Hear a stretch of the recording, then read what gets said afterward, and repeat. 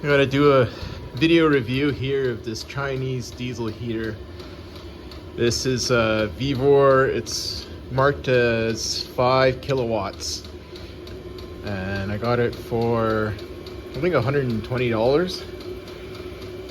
I'm running straight diesel on it, no cooking oil or used engine oil or any of that funny business. But I'll show you my garage here, and this is a 2-stall, 20 by probably 24 foot deep with a 10-foot ceiling that goes up to probably a 16-foot bit there. This is a front attached garage, and we're in the dead of winter here in Canada. And this garage, as you can see, is fully finished. At least R20 foam board and batting insulation on these walls.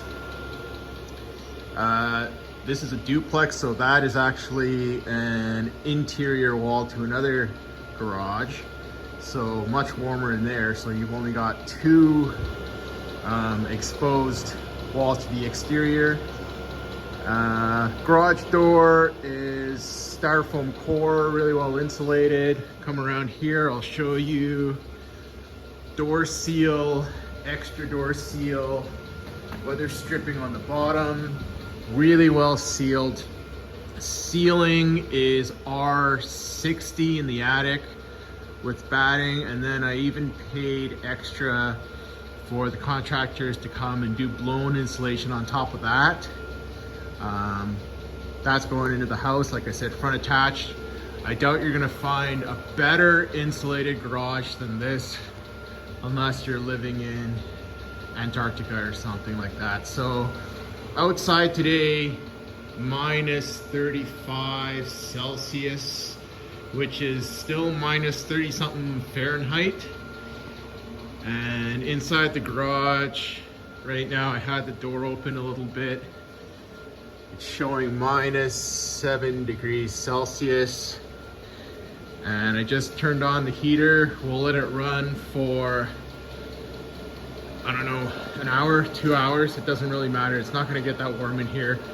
I'll crank it up to full. I just don't have it on full because it's so loud while I'm talking here. But I'm gonna show everybody here, these heaters aren't God's gift to heating and HVAC, and it's not a replacement for a furnace. And there's a lot of bullshit online about people saying, oh yeah, I put this in a massive 60 by 30 foot uninsulated open roof, open attic shop in the middle of winter, and it's 85 degrees in here. It's in a sauna, and then I heat my whole house with this thing. That's a whole load of bullshit. So this is real world review. I'll let this heater run, but I'll let you know that if I let this heater run for about 3 or 4 hours, it might get back to 0 Celsius or about 32 Fahrenheit in here, which is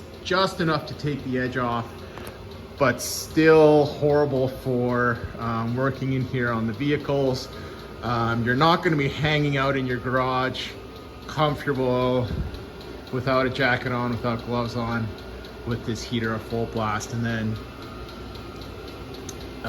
this thing just chugs diesel too. Like I think if I left it on about 6 to 8 hours a day on max, which is letting, before I come into work on the vehicles, letting the garage heat up for about 3 hours with that thing on, and then working for another 3 hours, I can go through a gallon in about 2 days.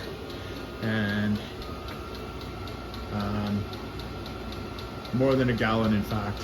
One of those little gallon and something jerry cans. That's about $12 to fill right now, so not a cheap way to do it. But let's come back here in a couple hours and see what this has done. All right, so it's been about 2 hours, and it's we're at minus 2.5 Celsius in here. This thing's still going full blast.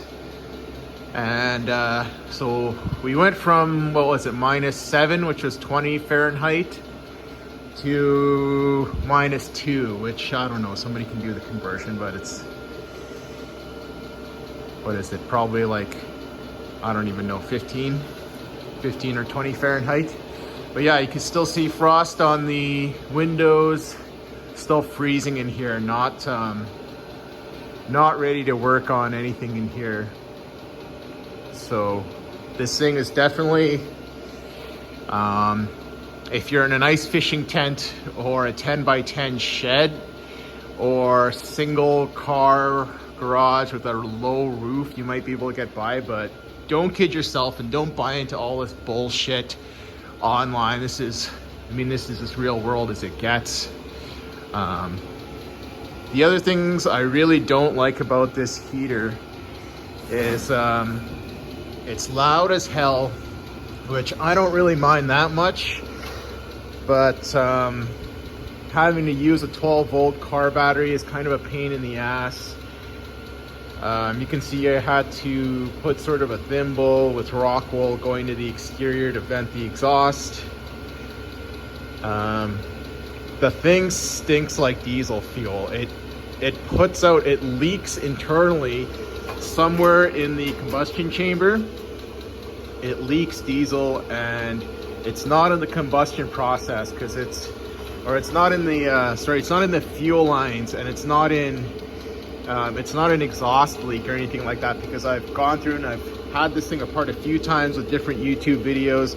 I've sealed the motor shaft with RTV. I've sealed the glow plug gasket and the wires and everything. I've had the thing apart several times trying to seal this thing.